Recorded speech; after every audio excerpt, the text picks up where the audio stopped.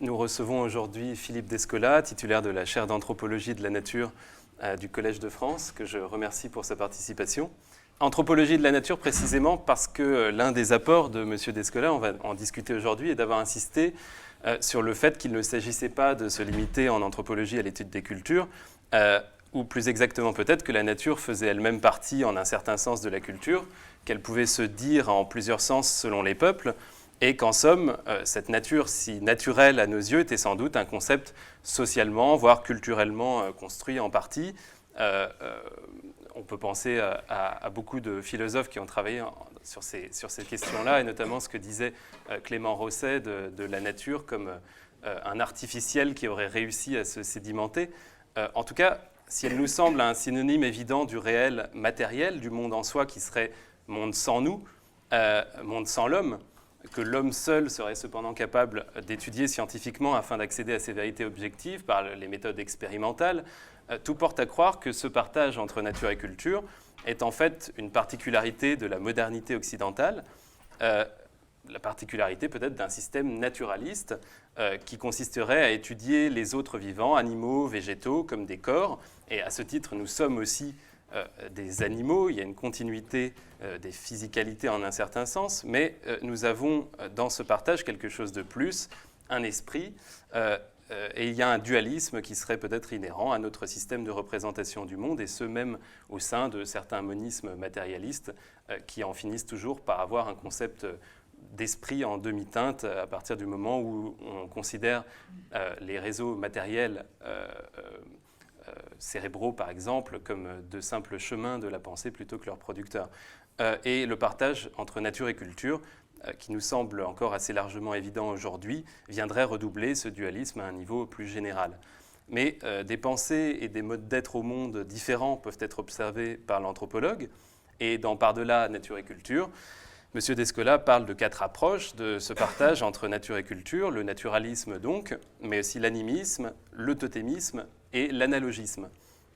Alors nous l'avions vu la semaine dernière lors de la présentation très éclairante de Martin Fortier, qui est présent ici, et dont l'enregistrement est d'ailleurs disponible sur le site séminaire-pluralisme.wordpress.com. Il y a chez M. Descola, et peut-être également chez Viveros de Castro, on en discutera, l'idée que cette nature que le moderne naturaliste oppose à l'homme s'infiltre chez d'autres peuples dans les catégories de la culture, soit que les différences physiques entre animaux expliquent les différences sociales entre tribus, chez les totémistes par exemple, soit que la nature soit pensée sur le modèle de la culture et que des relations spirituelles soient possibles entre humains et non-humains dans une continuité qui formerait en fait le socle ontologique d'un animisme par exemple. Socle ontologique parce que justement il y aurait dans l'anthropologie contemporaine ce qu'on pourrait appeler un tournant ontologique. C'était le thème de la dernière séance.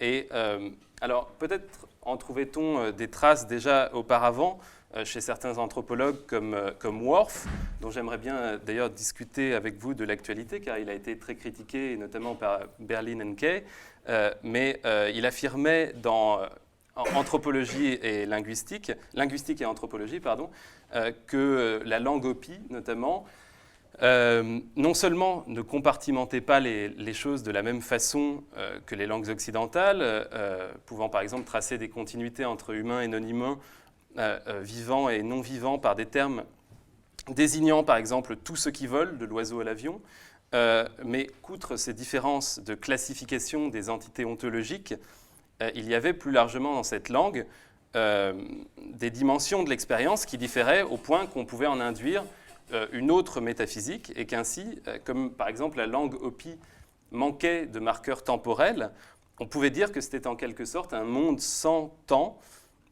qui se construisait là, un monde de relations spatiales qui faisait sens, quoiqu'il nous apparaisse peut-être plus mystique que notre système naturaliste physicaliste, et qui permettait, selon Worf, tout autant que nos systèmes, d'élucider toutes les dimensions de l'expérience.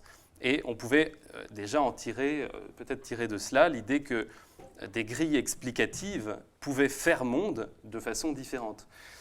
Mais bon, ce mouvement de pensée, dont vous nous direz si vous vous sentez proche ou pas, c'est peut-être encore radicalisé au point qu'on puisse parler aujourd'hui de pluralisme ontologique, c'est-à-dire de l'acceptation d'une pluralité d'entités pour expliquer le monde, et pas seulement, par exemple, des entités comme matière ou esprit, mais aussi d'un pluralisme cosmologique, c'est-à-dire de l'existence réelle d'une pluralité de mondes qui ne sont pas simplement des fictions, des possibles ou des systèmes métaphoriques, mais des mondes à proprement parler, affectant nos croyances et nos comportements par leur structure singulière.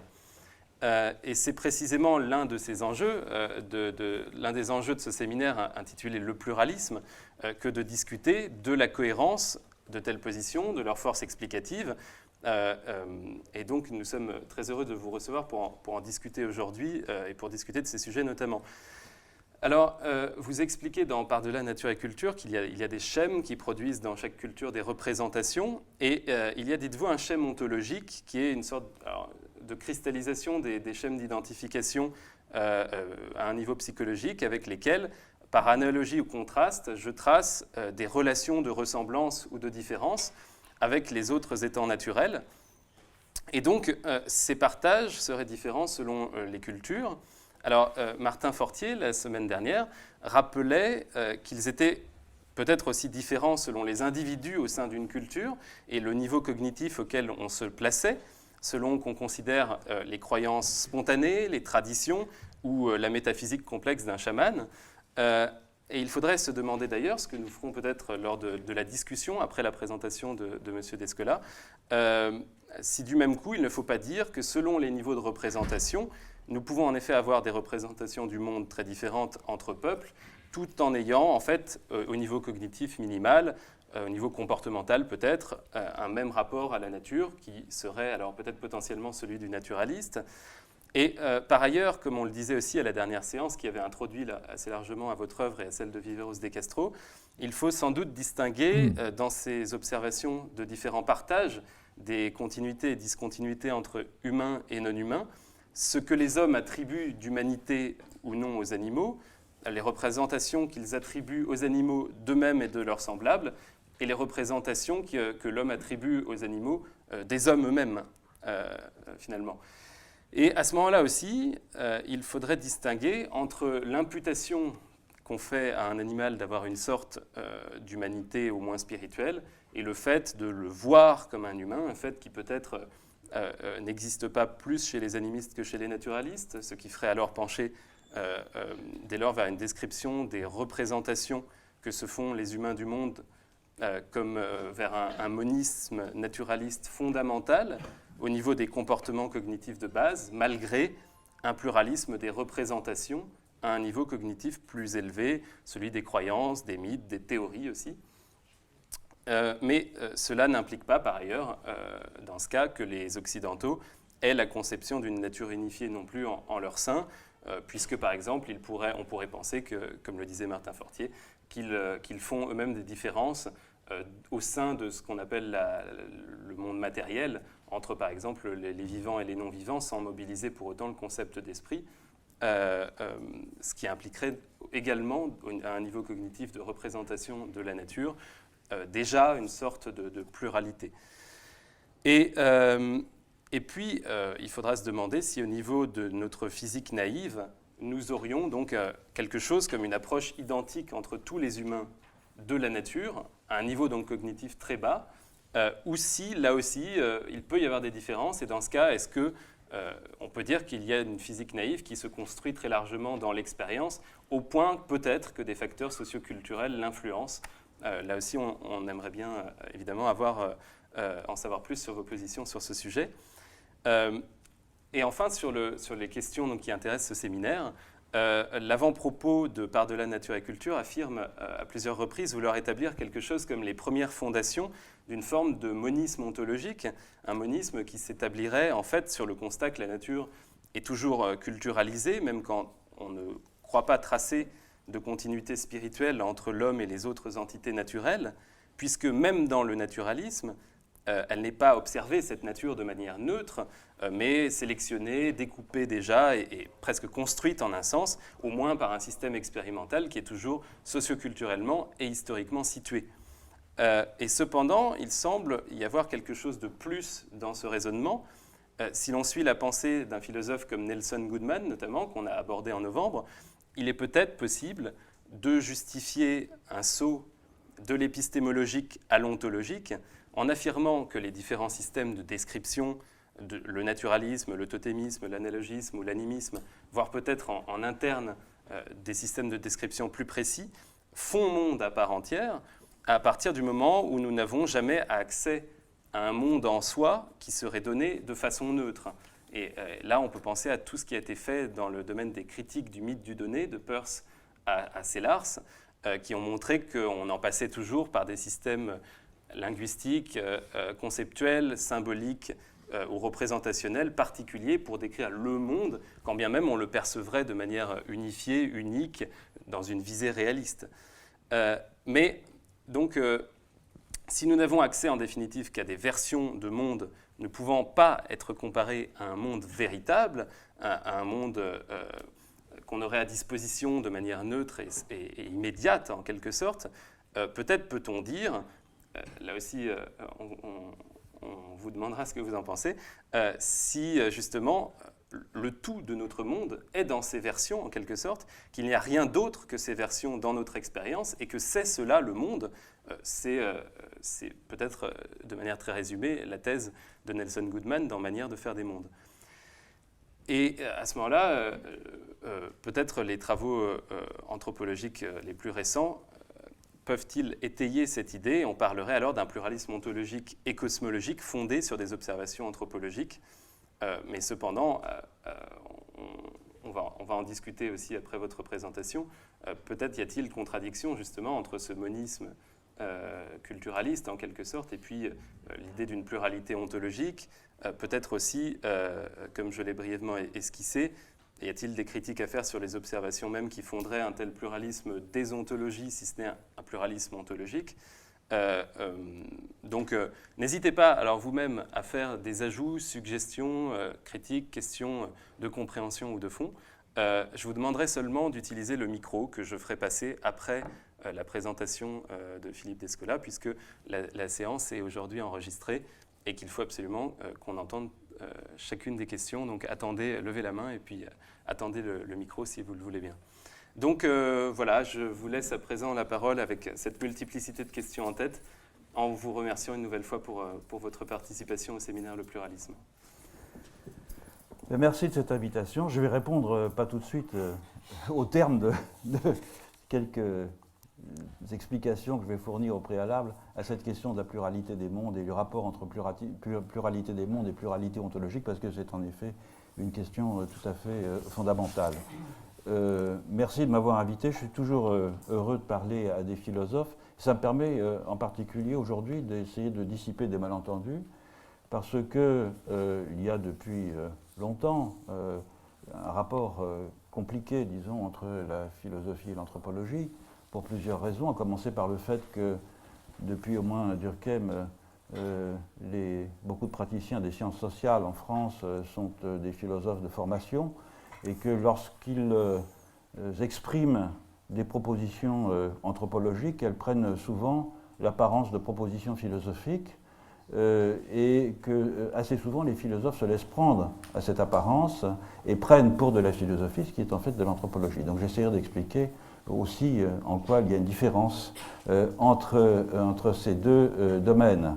Donc ce que j'ai cherché à faire, ce n'est pas une théorie philosophique, ce n'est pas une théorie cognitive, ce n'est pas même une théorie de la nature humaine, c'est de faire des propositions anthropologiques qui me permettaient de résoudre des problèmes anthropologiques. J'essaierai d'expliquer quels sont ces problèmes anthropologiques. Ce sont des problèmes extrêmement précis, extrêmement détaillés, et qui, comme c'est souvent le cas pour les problèmes anthropologiques, sont nés d'interrogations, d'ébranlements éprouvés à l'occasion d'une expérience ethnographique, c'est-à-dire, au fond, la difficulté d'utiliser des outils communs que l'anthropologie avait pendant longtemps déployés pour rendre compte de situations ethnographiques spécifiques du type de celles que j'ai vécues. Ce malentendu, il est ancien. Lévi-Strauss en a souffert peut-être plus à l'époque de Lévi-Strauss que maintenant. Lévi-Strauss, en plus, avait une certaine perversité, c'est-à-dire qu'il s'amusait, j'allais dire, oui, c'est presque ça au fond, à semer des appâts, des faux appâts aux philosophes qui mordaient évidemment avec de façon goulue à ces appâts, ce qui aboutissait à tous ces controverses que nous connaissons bien avec Ricoeur, avec Lévinas, avec Sartre, n'en parlons pas, c'est même pas une controverse, parce qu'il y a eu peu d'échanges. Chacun, au fond, le seul philosophe avec lequel il avait une affinité véritable je pense de sa génération, c'est Merleau-Ponty qui l'a fait rentrer au Collège de France, mais avec lequel on n'a pas de trace au fond des débats qu'ils ont pu avoir, si ce n'est peut-être à travers la pensée sauvage et de ce qu'on peut lire en filigrane dans la pensée sauvage de ce que Lévi-Strauss pouvait penser. Le livre est dédié à Merleau-Ponty, mais je crois qu'il ne cite même pas la phénoménologie de la perception. Donc c'est une vieille affaire. Alors la situation actuelle est un peu étonnante parce qu'au fond, il y a un rapprochement depuis quelque temps. Le tournant ontologique, terme que vous avez employé, est devenu une sorte de mot passe-partout, notamment dans le monde anglophone. J'étais à Chicago au mois de novembre au congrès de l'American Anthropological Association, où c'était véritablement le terme qui flottait dans ce grand Hilton de Chicago, au milieu des 5000 participants de ce congrès. On n'entendait que ça, ontologie, ontologie, ontologie, tournant ontologique.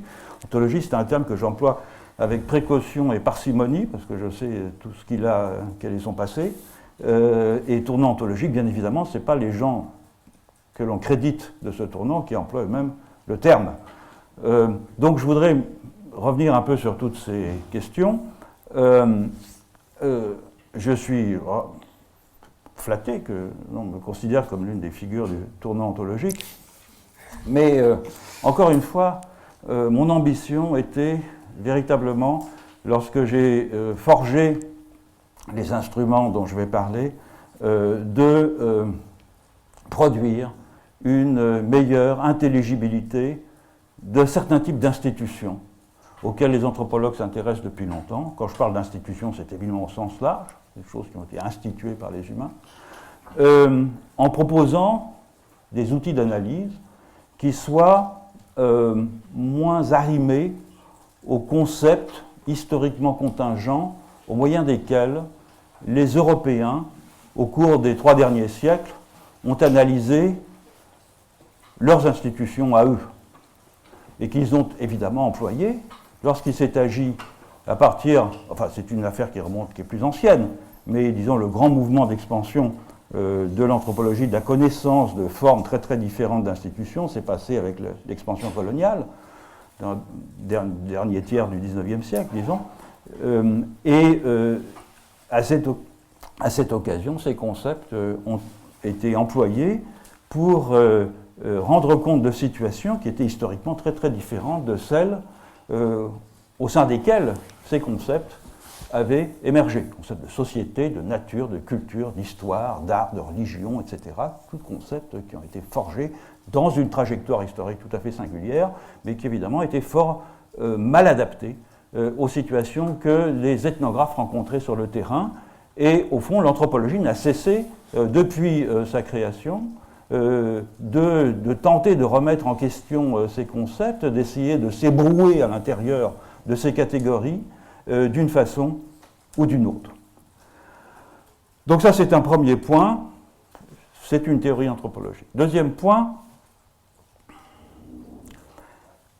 je l'ai dit très brièvement, un modèle anthropologique comme celui que j'ai développé est toujours, au fond, déterminé à l'origine par des questions qui sont ethnographiques, c'est-à-dire qui visent à résoudre, encore une fois, des problèmes que l'on se pose pour tenter de qualifier et d'interpréter des institutions que l'on rencontre sur le terrain, ou pas simplement des institutions, des énoncés, des pratiques, etc. Donc, il importe, si l'on veut faire un peu d'histoire des sciences, et de ne pas prendre... Je suis très content d'arriver dans la cour de la rue d'Ulm et de voir ma bobine avec la part de la nature et culture, mais la part de la nature et culture, de volume, si on fait un peu d'histoire des sciences, il y a tout un processus d'engendrement, et ce processus d'engendrement, il naît, comme je le rappelle d'ailleurs dans ce livre, en Amazonie, pour des raisons très particulières.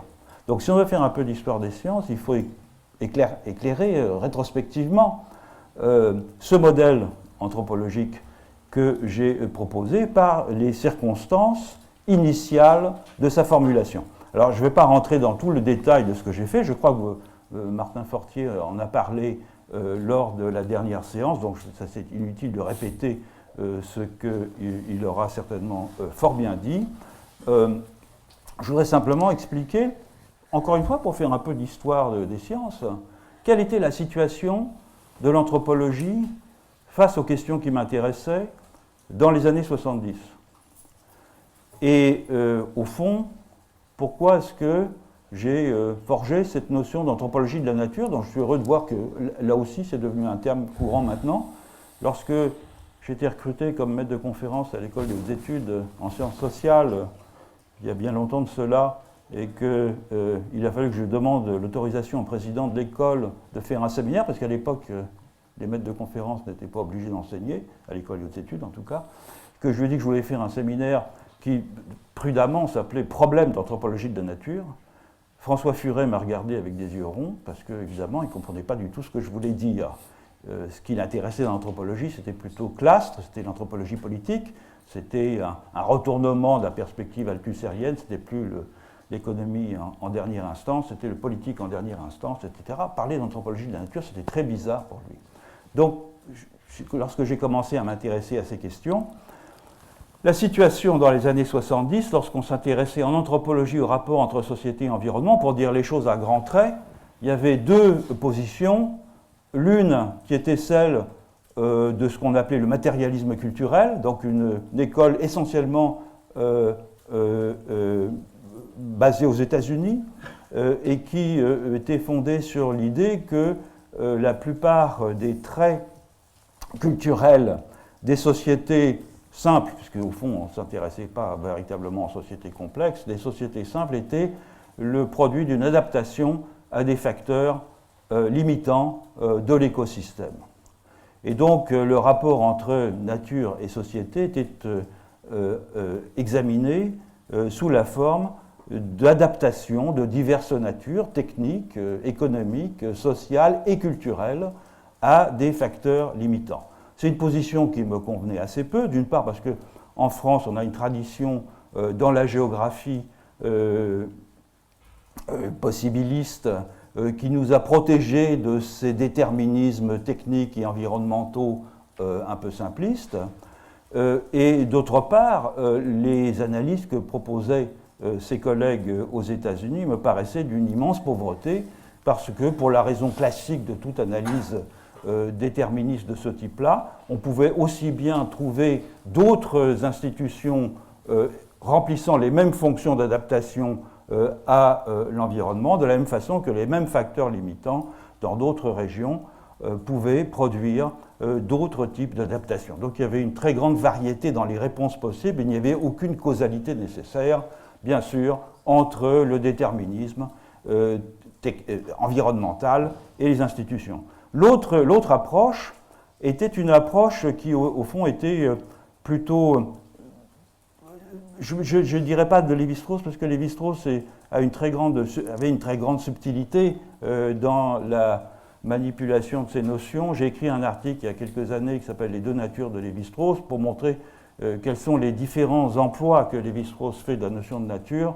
Donc je ne vais pas rentrer dans le détail ici, mais plutôt des gens qui suivaient l'orientation de Lévi-Strauss, des structuralistes plus orthodoxes, et qui avaient tendance à considérer la nature comme un lexique de propriété au sein duquel l'esprit vient faire son marché pour sélectionner des qualités qui seront ensuite organisés dans des systèmes symboliques, dans des systèmes de classification, dans les mythes, etc. Donc, dans les deux cas, au fond, on avait un système de détermination univoque. Soit la nature, alors j'ai employé l'expression nature naturante, nature naturée en détournant un peu Spinoza, mais soit dans un cas, on avait une détermination de l'environnement sur la pensée et les institutions, soit dans l'autre cas, la pensée était toute puissante pour sélectionner des éléments de l'environnement et les construire en système symbolique. Ça, je restais un peu sur ma faim, d'abord parce qu'à l'époque, nous étions tous, enfin tous, je ne dis pas tous, mais beaucoup d'entre nous étions, j'étais philosophe de formation aussi, j'ai oublié de le dire, mais enfin, étions peu ou prou marxistes, et que donc la notion de praxis, l'action sur la matière, des choses comme ça, me paraissait importante, et je ne voyais nulle part les interactions entre les humains et leur environnement dans ces analyses. Donc je suis parti sur le terrain en Amazonie parce que c'était un point chaud pour analyser ce genre de choses. C'était un point chaud parce que d'un côté, effectivement, il y avait les matérialistes américains, Marvin Harris au premier chef, qui nous pondaient à l'époque dans les revues d'anthropologie aux États-Unis, à peu près 70% des... Maintenant c'est complètement oublié, mais c'était quelque chose qu'on lisait régulièrement. Dans les revues, c'était ces articles extrêmement déterministes. Et puis de l'autre côté, il y avait une perspective, disons, plutôt néo-structuraliste. Et l'Amazonie, dans les deux cas, était un lieu où s'appliquaient, en quelque sorte, ces démarches. Donc il m'avait semblé que l'Amazonie était intéressante. Pourquoi l'Amazonie aussi, en dehors de ces considérations? C'est que l'Amazonie était un peu un mystère.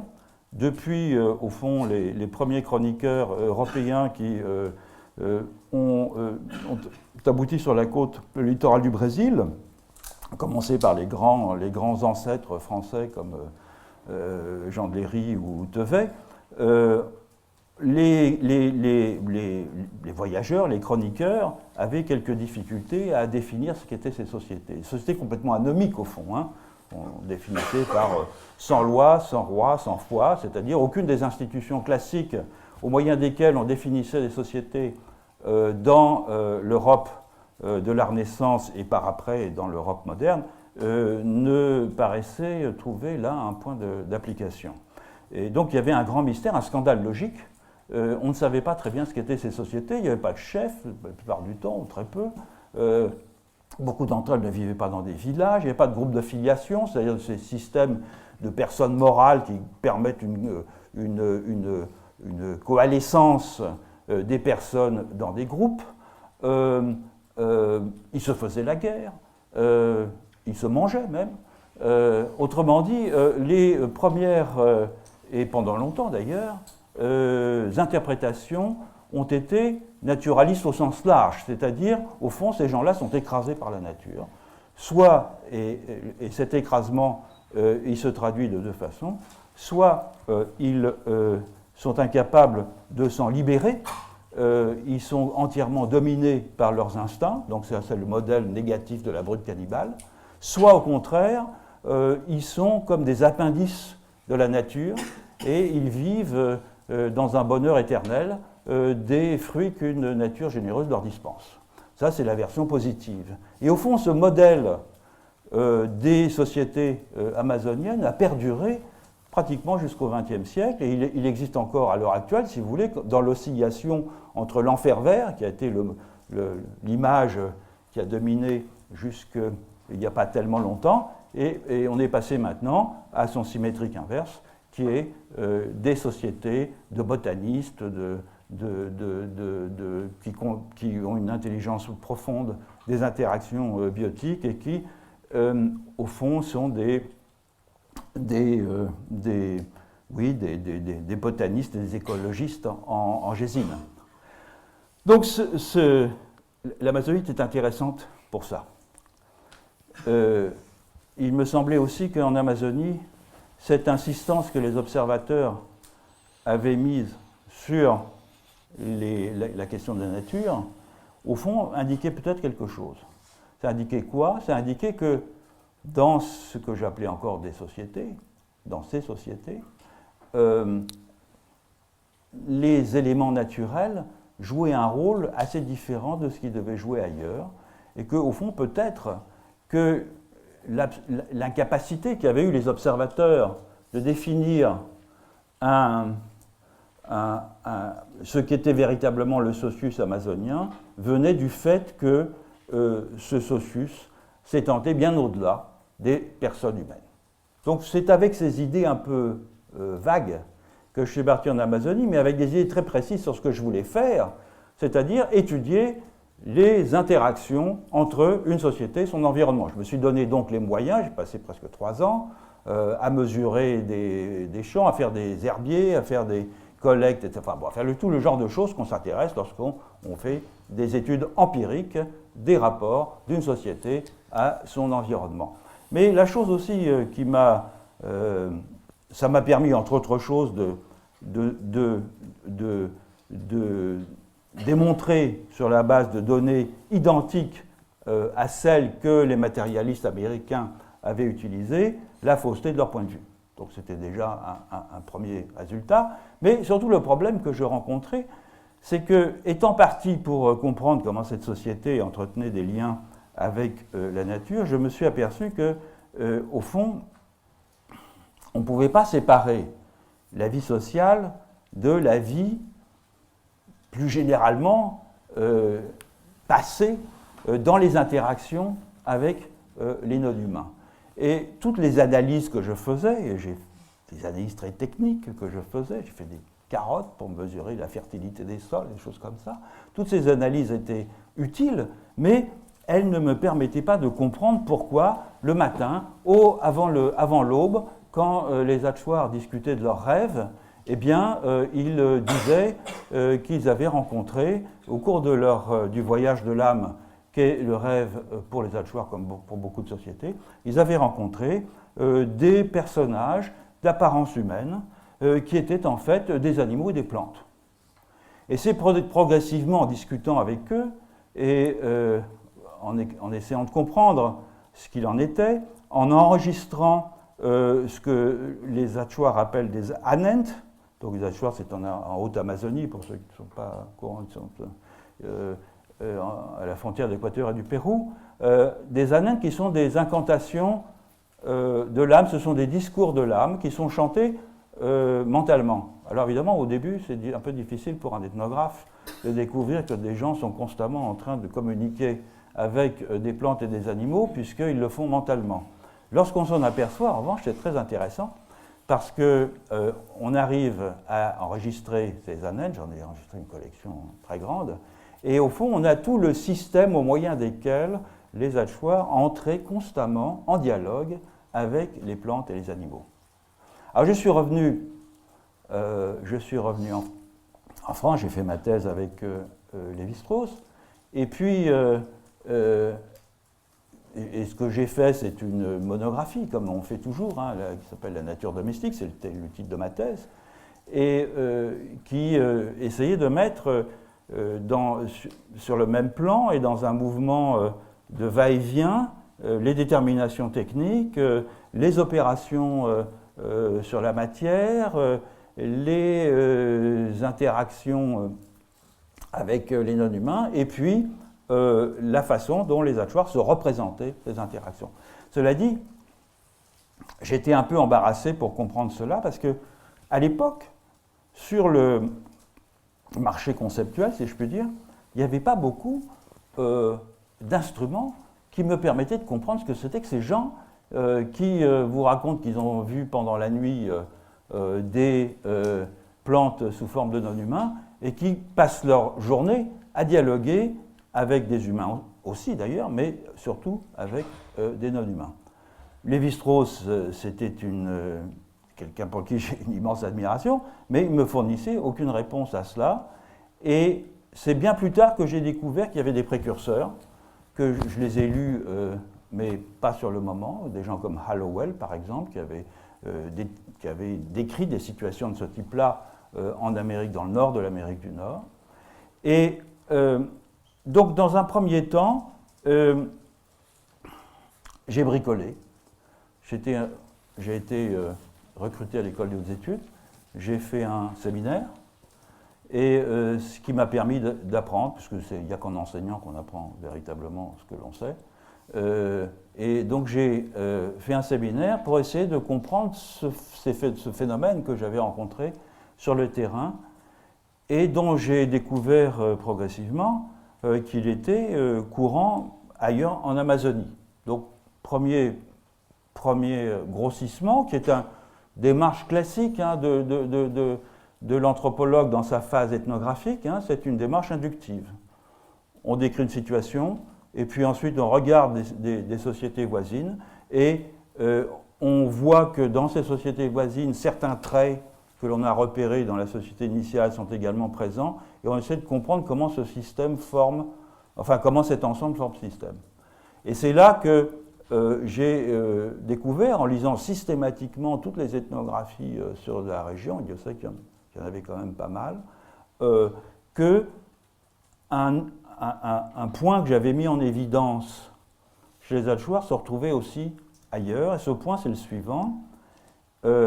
Les Achuar utilisent dans leur rapport aux non-humains deux formes de rapports sociaux différenciés. C'est une société avec un système de parenté qu'on appelle dravidien, c'est-à-dire c'est un système de parenté qui distingue, comme c'est souvent le cas en Amazonie, où les systèmes dravidiens sont très courants, qui distingue de façon très nette entre les affins et les consanguins. Autrement dit, n'importe quelle personne de l'ensemble Achuar avec lequel je peux rentrer en contact, selon le calcul généalogique que je peux faire vis-à-vis de lui, je saurai si c'est un affin ou un consanguin, et donc je pourrai le traiter selon un système de comportement prescrit qui est celui vis-à-vis des affins, vis-à-vis des consanguins. Donc, affins et consanguins constitués, alors je ne vais pas rentrer dans des détails techniques en plus, peut-être plus tard. Il se trouve que dans les rapports aux non-humains, les mêmes catégories générales étaient employées par les femmes qui cultivaient des jardins, donc c'est un système de culture sur brûlis, d'essartage, des jardins d'une très grande complexité, cinquantaine d'espèces cultivées, quarantaine d'espèces transplantées, donc un écosystème très complexe géré par les femmes, avec des relations individuelles de la femme avec toutes des plantes qui viennent la visiter en rêve, etc., traitées comme des enfants. Donc, rapport de consanguinité. Pour différentes raisons, la consanguinité relève plutôt du féminin dans le monde Achuar, et les hommes avaient des rapports avec les animaux qu'ils chassaient d'affinité. C'est-à-dire qu'ils étaient traités comme des beaux-frères, et le maître du gibier qui gérait ces populations animales était traité comme un beau-père. Tout ça dans ces chants, dans ces discours, etc. Ce qui était intéressant, donc, c'était de voir que les deux catégories élémentaires au moyen desquelles les Achuar entraient ou établissaient des relations entre humains étaient aussi employées pour établir des relations avec les non-humains. Et là, je vous dis, c'est quelque chose d'assez intéressant. Ça ressemble beaucoup, mais de façon sinon complètement inverse, en tout cas légèrement décalée, enfin assez décalée, à la façon dont Lévi-Strauss définit le totémisme dans le totémisme aujourd'hui, c'est-à-dire l'usage de catégories naturelles, ou plus exactement d'écarts entre des catégories naturelles pour penser des catégories sociales. Donc dans un premier temps, je me suis dit, au fond, ce que j'ai observé chez les Achuar, ce que j'observe à travers la littérature ethnographique sur l'Amazonie, et que j'ai décidé d'appeler animisme, puisque au fond ça consistait, c'est un vieux concept que j'ai ressuscité, qui était tombé dans le discrédit, mais qui, dans l'acception ordinaire qu'il avait, à commencer par celle dans l'acception de Tyler, c'est-à-dire celui qui avait au fond créé le concept anthropologique, c'est l'idée au fond que la plupart des entités du monde ont un principe spirituel, une âme, une intériorité, etc.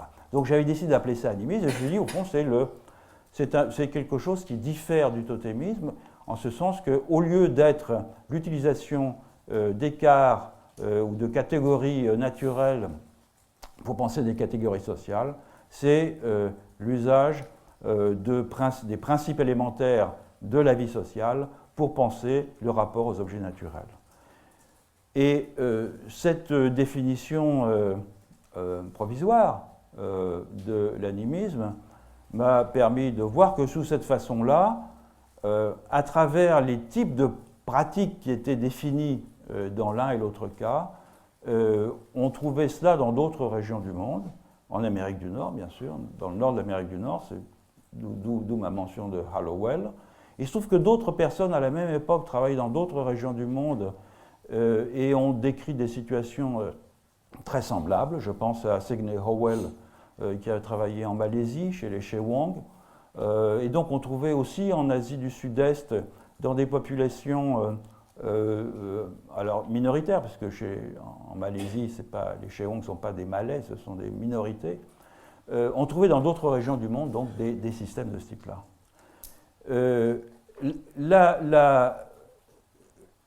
Une source d'inspiration pour cela, c'est un article aussi d'Audricourt, grand personnage énigmatique de la science française, botaniste, linguiste, agronome, qui avait proposé dans un article magistral de 1962, je crois, l'idée toute simple qu'au fond, il y avait des correspondances massives dans la façon dont les gens traitaient la nature et celle dont ils traitaient les humains. Il leur donnait des exemples en opposant ce qu'il appelait l'action directe positive et l'action indirecte négative. Et ça, cette idée m'avait paru séduisante en ce sens que dans l'esprit d'Audricourt, il n'y avait pas d'antériorité, en somme, du social, du rapport au social sur le rapport au naturel. Les traitements du berger, bon, on prend l'exemple classique par exemple, le traitement pastoral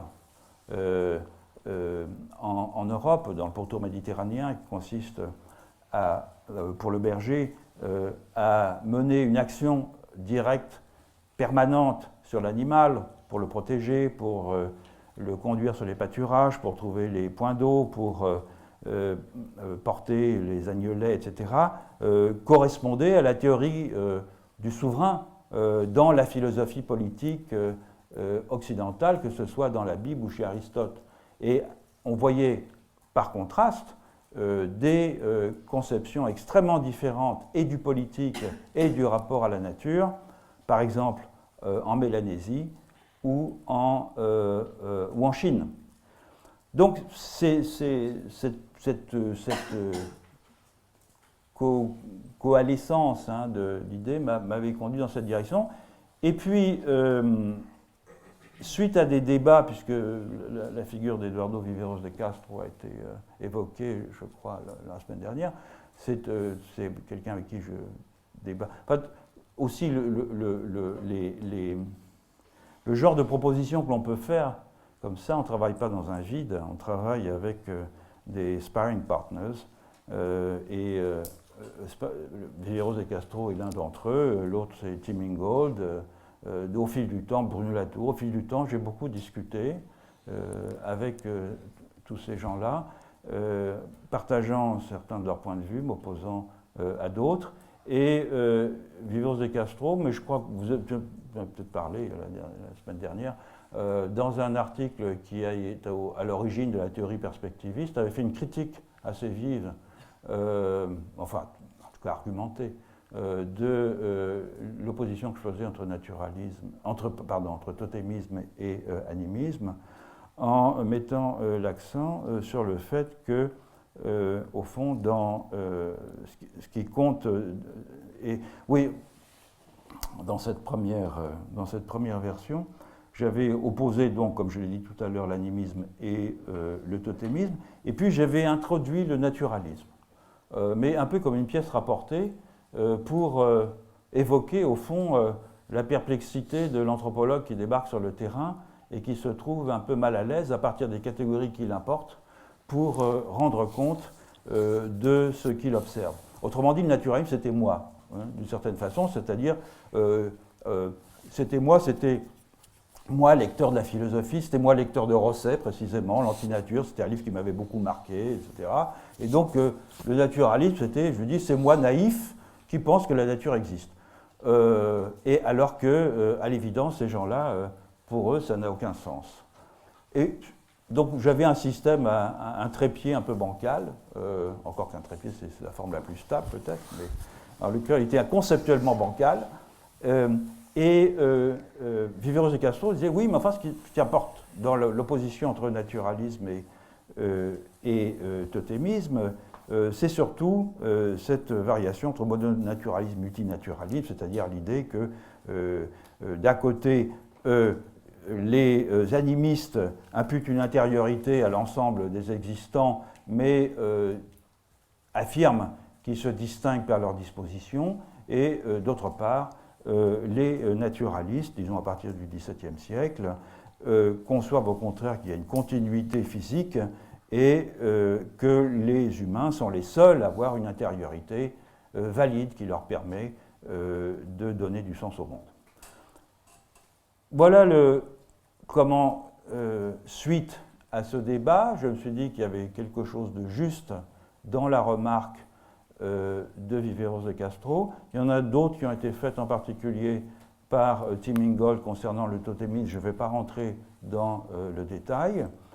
Et ce qui m'a conduit à proposer un modèle qui est d'une simplicité rustique, en effet, puisqu'il est fondé sur les inférences possibles qu'un sujet transcendantal, et j'admets tout à fait le caractère échevelé de l'existence d'un sujet transcendantal de ce type-là, qu'un sujet transcendantal va faire pour distinguer entre lui-même et les objets de son environnement selon deux types d'outils qui sont les outils que j'ai appelés l'intériorité et la physicalité, c'est-à-dire, au fond, globalement, si on traduit ça dans les termes des sciences cognitives à l'heure actuelle, c'est l'imputation d'états mentaux, et d'autre part, la physique naïve, justement. Hein, c'est-à-dire que cette idée, elle est fondée à la fois sur des intuitions comme celle de Husserl, par exemple, lorsqu'il dit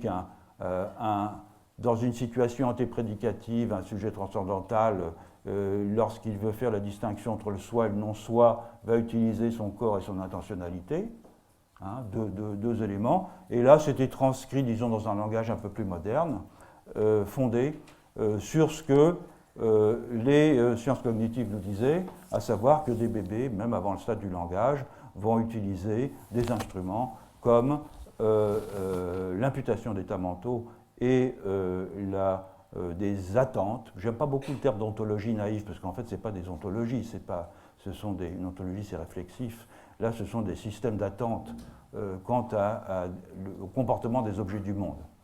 Donc, il m'a semblé qu'on pouvait partir de cela, sans que j'y attache une importance d'ailleurs considérable, parce que ce qui m'intéressait, au fond, c'était le rendement de ce système. Ce rendement, c'était donc la possibilité d'avoir 4 formules, hein, dont je crois que vous avez dû parler la semaine dernière, cette opposition entre naturalisme et animisme, donc, et d'autre part, 2 autres formules, jouant toujours sur ce contraste initial, qui sont le totémisme, dans lequel on pense que des groupes sociaux, à l'intérieur de certains groupes sociaux nommés, un ensemble de qualités sera partagé entre humains et non-humains, donc là, continuité entre intériorité et physicalité, et ce que j'ai appelé l'analogisme, à savoir l'idée que le monde étant composé d'une infinie quantité de singularités, il faut pouvoir trouver entre ces éléments, mais c'est une position logique, hein, ce n'est pas une position descriptive, il faut pouvoir trouver entre ces éléments des systèmes de correspondance qui permettent de faire sens. Donc 4 formules qui m'ont permis de rendre compte, puisque c'était encore une fois cela qui comptait pour moi, d'un très grand nombre de faits ethnographiques. C'est ça, au fond, qui m'intéresse, et c'est ça qui m'intéresse au premier chef. Donc peut-être que au fond, le dispositif que j'ai employé est rustique. D'ailleurs, d'une certaine façon, j'en suis plutôt satisfait. Mais le rendement qu'il a m'a paru assez efficace. Qu'est-ce que c'est au fond? C'est un groupe de transformation. Au sens, ça c'est l'héritage structuraliste, on ne s'en défait pas comme ça. Qu'est-ce que c'est qu'un groupe de transformation? Pour Lévi-Strauss, c'est simplement fondé sur l'idée banale, hein, et qu'il a emprunté bien sûr à la linguistique structurale, qu'un phénomène n'acquiert un sens et une pertinence que contrasté avec un autre phénomène. Et pour cela, il faut étudier ces phénomènes à l'intérieur de groupes qui vont être délimités par l'analyste. Alors chez Lévi-Strauss, il y a plusieurs types de groupes de transformation. Je vais peut-être en dire un mot parce que ça donnera un éclairage sur celui que j'ai mis en œuvre. Il y a dans les structures élémentaires de la parenté un groupe de transformation qui est plutôt de type goethéen, c'est-à-dire c'est l'Urform, c'est le l'Urpflanz si vous voulez, c'est-à-dire c'est la forme élémentaire qui va se déployer progressivement dans un système de plus en plus complexe. Qu'est-ce que c'est que la forme élémentaire dans les structures élémentaires de la parenté? C'est le principe de réciprocité, c'est-à-dire le principe en dessous duquel, si vous voulez, on ne peut pas descendre. Et à partir de ce principe de réciprocité, Lévi-Strauss va mettre en évidence des formes de plus en plus complexes dans une sorte d'arborescence. Alors c'est très compliqué, je ne vais pas rentrer dans le détail non plus, parce que ce n'est pas non plus évolutif, hein, et ce n'est même pas transformatif au sens simple. Mais disons que ce principe du groupe de transformation, c'est le déploiement d'une forme originaire. Et puis il y a un autre groupe de transformation chez Lévi-Strauss qui est beaucoup plus complexe, qu'il emprunte à D'Arcy Thompson dans On Growth and Form, qui est simplement la transformation morphologique. Hein. D'Arcy Thompson montre hein, quels sont les systèmes de transformation morphologique d'espèces, et puis à un certain moment, on fait un saut, donc par déformation progressive, on passe d'une espèce à une autre, puis à un certain moment, on fait un saut, parce qu'il n'y a plus rien qui permet de poursuivre cette transformation. Donc D'Arcy Thompson a inspiré Lévi-Strauss, je crois, dans tout simplement les mythologiques, c'est-à-dire l'idée qu'on va créer une déformation continue, si vous voulez, donc c'est un système de transformation continue qui permet de sauter de mythème en mythème et de faire le tour du monde. Donc ce n'est pas du tout un déploiement de forme originaire comme dans la perspective goethéenne, c'est un autre type de groupe de transformation. Donc moi, le groupe de transformation que j'ai proposé, il est plutôt de type structure élémentaire, c'est-à-dire ce déploiement d'un système contrastif de 4 éléments fondé sur l'opposition de 2 termes. Et comme il m'a toujours semblé que les formes les plus simples étaient les plus efficaces pour rendre compte de la complexité du réel, j'ai essayé de mettre en œuvre ce système. Je ne vais pas parler trop longtemps parce que... donc juste quelques mots sur un troisième point. Pourquoi est-ce que j'ai fait ça? Donc j'ai dit au début que c'était pour des raisons d'intelligibilité anthropologique. Mon problème, comme anthropologue, ce qui m'intéresse, encore une fois, ce n'est pas la vraisemblance cognitive, ce n'est pas une théorie de la nature humaine, etc. C'est de comprendre des principes de compatibilité et d'incompatibilité entre phénomènes. Qu'est-ce qui fait que dans telle région du monde, à telle période historique, on trouve des institutions qui sont combinées et que dans le temps, ces institutions peuvent varier, mais certaines de ces institutions vont demeurer stables et qu'on ne trouvera pas un autre type d'institution qui est ailleurs. On peut dire que c'est la contingence historique. À ce moment-là, autant aller se coucher. Moi, je pense qu'il y a des règles structurelles qui font que des institutions sont compatibles ou pas. Et c'est ça mon problème, c'est ça qui m'intéresse. Et c'est rien d'autre, c'est déjà pas mal. Alors, au fond, c'est une question que les anthropologues se posent depuis longtemps, mais qui se posent de façon informelle. C'est le genre de discussion qu'on a quand on va prendre un café et qu'on discute entre nous. On ne les pose pas parce que, non pas que ce ne soient pas des questions sérieuses, on a essayé de les aborder de 2 façons au cours de l'histoire d'anthropologie. Par l'évolution, par la diffusion. Donc dans un cas, ça évolue, ben, ça pose un problème, parce que si ça devait évoluer de façon continue, ça serait présent partout. Or, ce n'est pas le cas. Donc, il y a eu l'évolutionnisme multilinéaire, celui de Stewart aux États-Unis, mais qui n'a pas non plus résolu la question. Puis, il y a le diffusionnisme, c'est-à-dire, au fond, un trait va se déplacer dans l'espace et va aboutir au fait qu'une institution qui est présente en un endroit va se trouver présente aussi en un autre endroit. Malheureusement, quand on a des exemples ethnographiques de sociétés qui sont séparées par des dizaines de milliers de kilomètres, on se demande comment s'est opérée la diffusion. Donc il peut sembler probable que ces principes de compatibilité et d'incompatibilité jouent sous la forme, alors c'est un terme qu'il faut toujours manipuler avec beaucoup de précaution, de choix. C'est de la même façon que certains anthropologues ou archéologues parlent de choix technique, évidemment ce n'est pas un choix délibéré, ce n'est pas un choix qu'on va faire, mais c'est des options qui sont possibles et qui vont faire qu'on va préférer telle combinaison à telle autre. Et c'est ça qui me permet de comprendre, par exemple, j'ai écrit un article il n'y a pas longtemps pour essayer de montrer que la théorie des substances, c'est-à-dire la façon dont on conçoit les substances et les processus dans les Andes et en Amazonie est extrêmement différente. C'est une question qui m'intéresse depuis longtemps parce que je fais partie de cette génération qui a essayé de montrer qu'il y avait des continuités entre le monde andin et le monde amazonien au-delà des différences apparentes. Mais sur certains points, il me semble qu'il y a des différences profondes que moi j'interprète en leur mettant mes méga étiquettes qui sont d'un côté c'est des analogistes, de l'autre côté ce sont des animistes.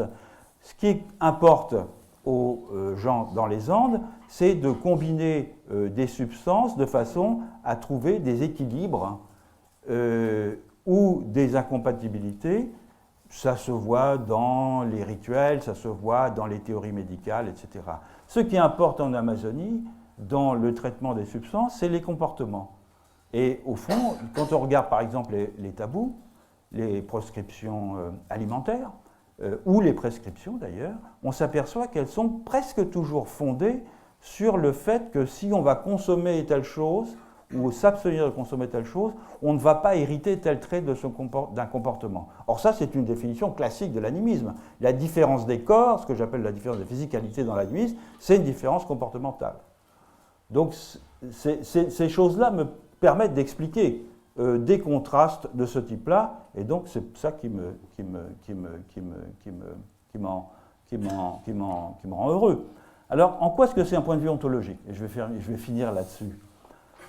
Le terme ontologie, encore une fois, je l'emploie très peu. Je parle de mode d'identification, de mode de relation, de toutes sortes d'autres modes, mais il me semble qu'en employant le terme d'ontologie, je mets l'accent sur le fait que, en se situant à un niveau, disons, plus élémentaire ou plus fondamental, c'est-à-dire au niveau des inférences qu'un individu abstrait va faire quant au mobilier ontique, disons, c'est-à-dire au contenu du monde, au type de relation qu'il observe, on va pouvoir se débarrasser du poids des catégories au moyen desquelles, encore une fois, comme je le disais au début, les Européens ont objectivé leur propre histoire et que nous continuons à utiliser pour objectiver l'histoire des autres, ou la vie des autres, disons.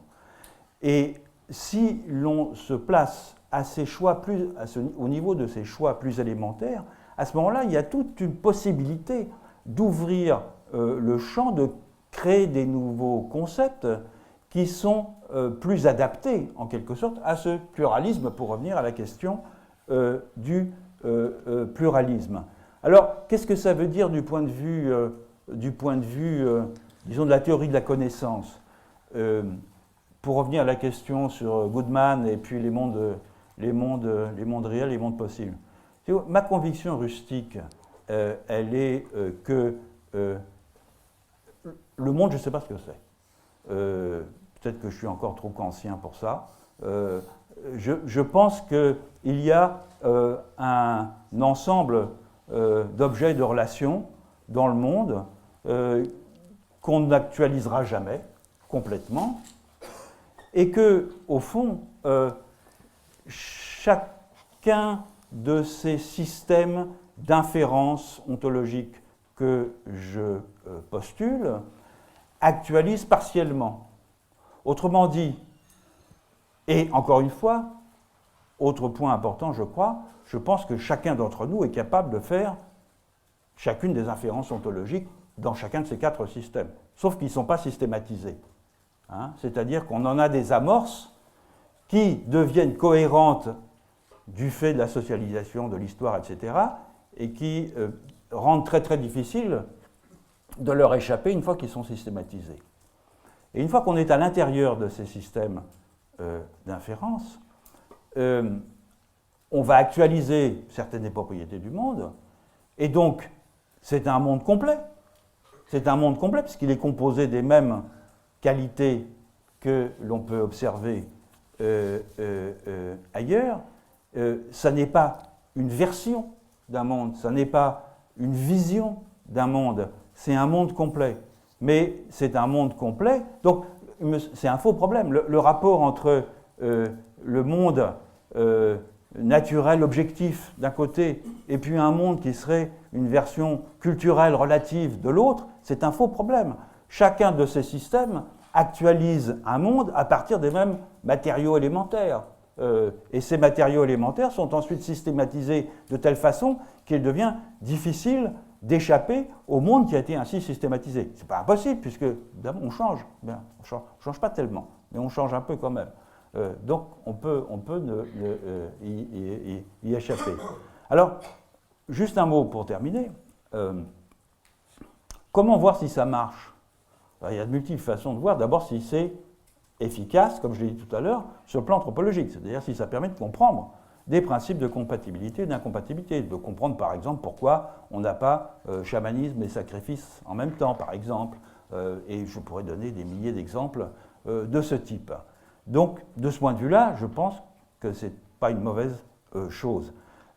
Ça marche aussi, alors j'observe ça maintenant, de la même façon que les philosophes ont souhaité établir un dialogue avec moi, j'en suis ravi. J'observe ça aussi dans d'autres disciplines. J'observe ça chez les historiens, chez des géographes, chez des architectes, chez des urbanistes, chez des préhistoriens. Je viens de recevoir une thèse sur les inscriptions rupestres dans les vallées alpines, dans lesquelles il y a des interprétations assez intéressantes qui sont tirées de mes travaux. Donc j'observe avec beaucoup d'intérêt, je ne me prononce pas, après tout, moi j'ai proposé des instruments, les gens s'en servent, si c'est efficace, tant mieux, si ce n'est pas efficace, tant pis. Comme le disait mon ami Marshall Sahlins, un chercheur, il est sûr de 2 choses, c'est qu'il va mourir et qu'on va prouver qu'il a eu tort, et évidemment le mieux c'est quand le premier arrive avant le second. Donc je ne sais pas, on verra ce qu'il en est pour ça. Dernier point, une autre façon de voir comment ça marche et si c'est efficace, c'est de voir la productivité de ça dans d'autres domaines que celui dans lequel je les ai appliqués en premier lieu.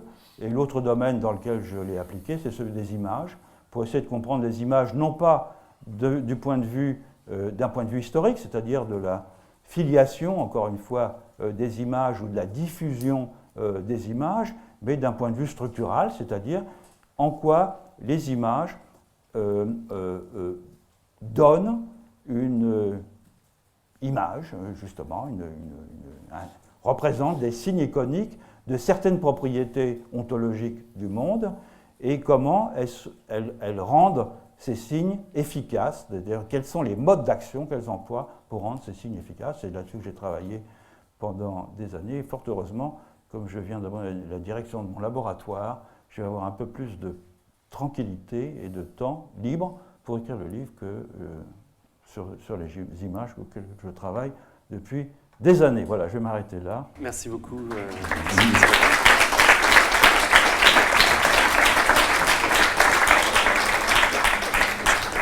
Vous occupez du micro.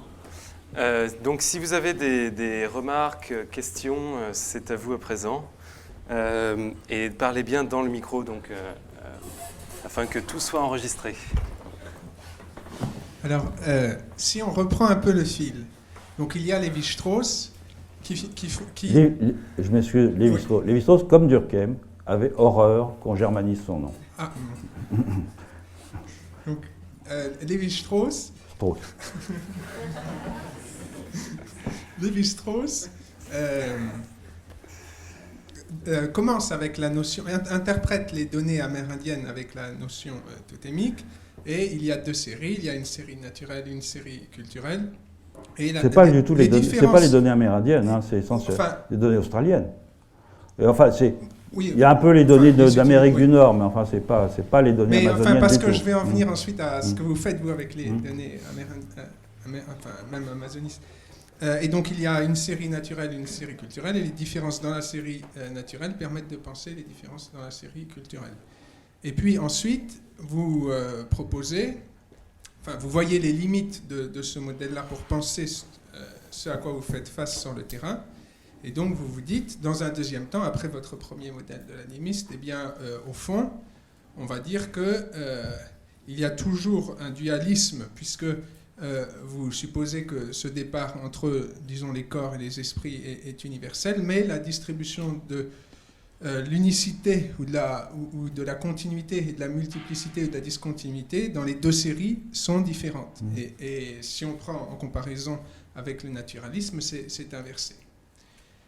Et donc, en ce sens, vous dépassez la dichotomie nature et culture. Mais vous ne la dépassez que si l'on considère la façon dont se distribue l'unicité, enfin la continuité et la discontinuité, puisque vous gardez ce dualisme néanmoins. Alors moi, ma question c'est, donc ça c'est la voie que vous suivez, essayons d'envisager une autre voie, qui est la voie qui a été choisie par un certain nombre d'anthropologues cognitifs et d'anthropologues de la conscience. Alors, anthropologie cognitive, je ne pense pas à des gens comme Sperber, mais plus comme Maurice Bloch. Et en anthropologie de la conscience, Charles Laughlin ou Winkelmann. Et la façon dont procèdent ces gens-là, c'est en somme en deçà du départ entre nature et culture, puisque ce qui les intéresse, c'est le vécu, c'est-à-dire des données psychologiques qui sont recueillies par l'individu, et c'est d'essayer de comprendre les mécanismes de génération d'un certain type de vécu, étant donné un certain entraînement mental, étant donné la pratique de certains rituels, et ainsi de suite. Et alors, si on essaye de réfléchir à, par exemple, l'interaction avec les esprits, ce que l'on va pouvoir dire avec votre modèle, c'est que, étant donné que les animistes reconnaissent une continuité des intériorités, ils vont imputer des propriétés mentales aux esprits, notamment, entre autres. Mais ça ne nous fait pas aller très loin. Si maintenant on envisage ce vécu qui est, par exemple, d'entendre l'esprit parler, envoyer des messages, ou bien de voir l'esprit, et qu'on l'interprète avec des outils cognitifs, on va pouvoir dire des choses extrêmement fines sur pourquoi. Par exemple, quand vous évoquiez les annens que les Jivaros chantaient continuellement, c'est très proche du travail qu'a fait Luhrmann avec les évangélistes qui font comme si Dieu était là, qui parlent à Dieu et qui, à un moment donné, vont entendre Dieu leur parler, leur répondre. Il va y avoir une interaction comme ça. Et je trouve qu'un avantage de l'approche cognitive, c'est de comprendre comment émerge un certain vécu, comment se construit un certain vécu. Et par exemple, avec la cognition bayésienne aussi, on peut éclairer ce que vous rapportez dans Les Langes du crépuscule à propos de la rencontre d'Arutam. Pourquoi est-ce que quand on donne un coup de bout de bois dans l'esprit, il se dissout. Enfin, on peut vraiment phénoménologiquement, on peut comprendre plein de choses et éclairer plein de choses. Mais votre but, en un sens, n'est pas celui-là, parce que vous l'avez bien dit. Après tout, peu m'importe de la vraisemblance cognitive de ce que je propose, peu m'importe de comprendre la phénoménologie ou les mécanismes de génération des vécus, ce qui m'importe, c'est de comprendre des phénomènes historiques beaucoup plus larges. Donc, vous pourriez dire, bon, effectivement, c'est moins productif au niveau phénoménologique, etc., mais ce qui m'importe, c'est autre chose. Mais alors, c'est là que je ne suis toujours pas convaincu, enfin, je me demande s'il n'y aurait pas moyen de mieux faire, parce que, prenons par exemple le débarquement aux Antilles. Et le fait, l'anecdote de Lévi-Strauss dit quand les Européens débarquent aux Antilles, les Européens se demandent si les Amérindiens ont une âme, et les Amérindiens se demandent si les Européens ont un corps, ou bien est-ce que ce sont des esprits. Et donc ils mettent les corps pour voir s'ils sont soumis à la putréfaction. Et là, votre modèle permet d'expliquer cela. Sauf qu'en fait, à mon sens, il ne l'explique pas pour la raison suivante, qui est que vous avez dit tout à l'heure que la façon dont vous définissiez la physicalité, et donc la discontinuité des physicalités en régime animique, c'est le comportement. Or, on voit bien que quand vous essayez d'expliquer cette anecdote antillaise avec votre modèle de l'animisme, vous changez complètement le sens de la physicalité, puisque là, ça devient la physicalité matérielle et non plus tout le comportement quand on met un corps pour voir s'il est soumis à putréfaction. Et dans bien des cas, quand vous dites que votre modèle a un pouvoir prédictif, il me semble que comme ça, vous allez changer le sens des termes et du coup créer un pouvoir productif, mais qui n'est pas réel. Qui est, là, en l'occurrence, si on s'en tient à la définition stricte de la discontinuité des physicalités, alors on ne peut pas expliquer cet événement historique. Et juste, je vais terminer par un dernier point, qui est que une autre chose, c'est que s'il y a continuité des intériorités, en fait, vous remarquez dans Part de la nature et culture que cette continuité des intériorités est imparfaite, par exemple chez les Jivaros, au sens où certains êtres ne vont pas se voir attribuer d'intériorité, comme par exemple une mousse, et au contraire, chez les Nawa, qui eux sont analogiques selon vos catégories, il y a une imputation vraiment d'une intériorité vraiment à tout être. Et donc, si on suit votre modèle à la lettre, il est très étrange de dire que la domestication n'est pas apparue, de façon massive, n'est pas apparue en Amazonie, parce qu'il y avait attribution d'une continuité des intériorités et qu'on ne peut pas domestiquer quelqu'un qui est son égal. C'est très étrange de dire cela, puisque, alors, à plus forte raison, il devrait y avoir absence totale, encore plus forte, de domestication chez les Nawa, ce qui n'est pas du tout le cas. Le dindon, c'est pas considérable. Oui, non, mais vous-même, vous reconnaissez qu'en ère analogique, il y a domestication massive, ce qui est paradoxal selon votre chef. Et là, je termine vraiment. Un autre problème aussi, c'est que vous avez insisté sur le fait que les schèmes sont hybrides, et effectivement, c'est très important. Et par exemple, des phénomènes ethnographiques qui ne collent pas bien avec votre modèle, comme ceux qu'on peut trouver chez les Mirania, on peut les expliquer en disant oui, mais en fait, on a une superposition, on a hybridité d'un schème animique et d'un schème analogique. Mais là encore, si on essaye, c'est très étrange de dire cela, puisque en matière de domestication et dans tout un tas d'autres pratiques, les Mirania ressemblent tout à fait aux Jivaros. Et donc si, contrairement à d'autres peuples plus purement animiques, ils avaient un schème hybride, on devrait observer également dans les pratiques une différence, ce que l'on n'observe pas. Et donc, moi me semble-t-il, en définitive, mais peut-être allez-vous me convaincre du contraire, non seulement au niveau phénoménologique, cognitif, il y a un pouvoir prédictif bien moindre, mais également pour expliquer des phénomènes historiques, on n'est pas énormément avancé. Merci pour toutes ces questions. Je vais répondre assez brillant parce qu'avec Martin Fortier, nous discutons depuis très longtemps. Je pense qu'on n'est pas intéressé par les mêmes choses, en fait, hein, tout simplement. Vous êtes intéressé, à l'évidence de plus en plus, par le mécanisme génératif de la production des énoncés et des croyances, alors que, comme je l'ai dit tout à l'heure, moi je suis plutôt intéressé, dans une perspective structurale, par les principes de compatibilité et d'incompatibilité des institutions. Je n'ai aucune animosité envers les sciences cognitives. Certains de mes collègues me prennent même pour un cognitiviste abominable, et Dieu sait qu'en anthropologie, c'est quelque chose qui est difficile à porter. Donc j'essaye de tenir en compte, de prendre en compte les apports des sciences cognitives là où elles me paraissent vraisemblables. Donc, de ce point de vue-là, je discute avec Bloch depuis 30 ans. Ce qui est intéressant, puisqu'on parlait de Bloch justement,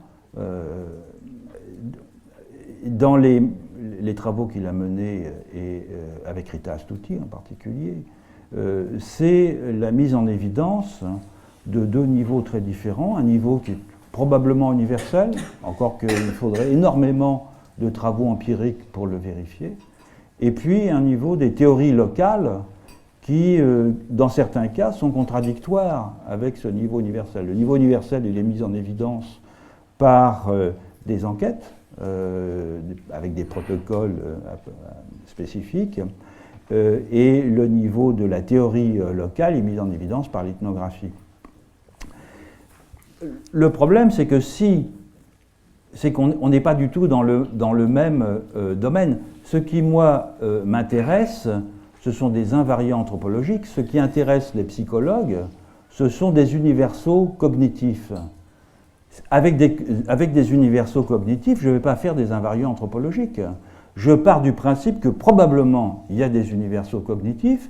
On commence à en avoir de plus en plus d'évidences solides, robustes, pour employer un terme que les sciences cognitives apprécient. Mais c'est pour en avoir une preuve plus développée, il faudrait encore une fois que les enquêtes se déploient dans un contexte expérimental beaucoup plus large que ce qui est le cas auparavant. Mais une fois que j'aurai appris ou reçu la confirmation que ce que les psychologues du développement nous apprennent, par exemple, sur les ontologies naïves, est universel, en quoi est-ce que ça me permettra de comprendre précisément la différence qu'il y a entre les Miragna et les Givaro? Et c'est ça qui m'intéresse, moi.